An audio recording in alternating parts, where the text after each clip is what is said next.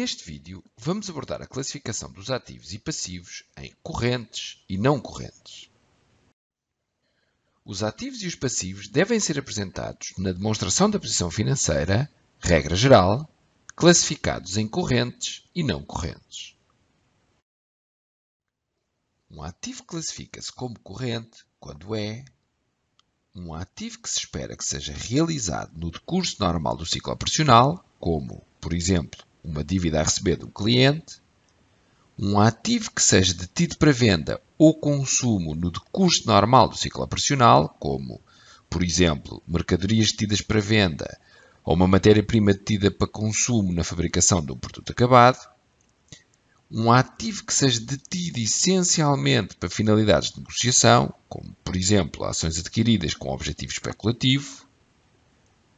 um ativo que se espera que seja realizado até 12 meses após o fim do período de relato, como, por exemplo, um ativo não corrente tido para venda, ou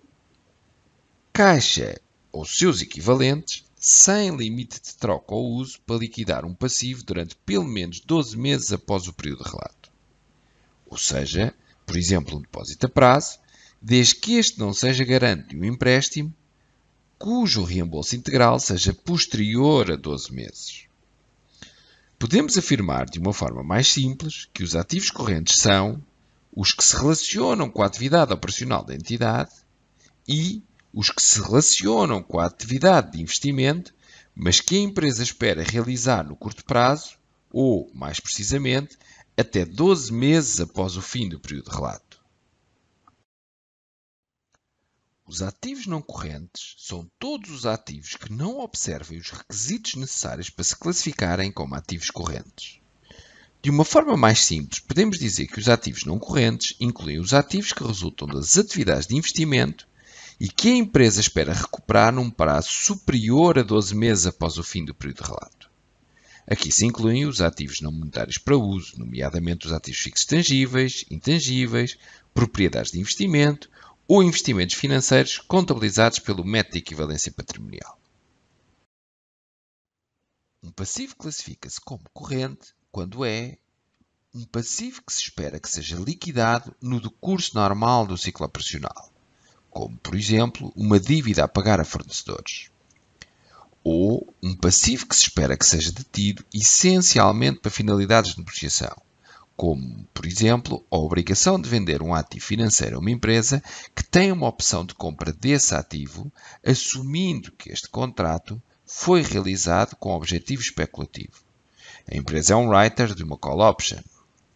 Finalmente, o passivo corrente é também um passivo que se espera que seja liquidado até 12 meses após o período de relato, ou em que a entidade não tenha um direito incondicional de diferir a liquidação do passivo durante pelo menos 12 meses após o período de relato.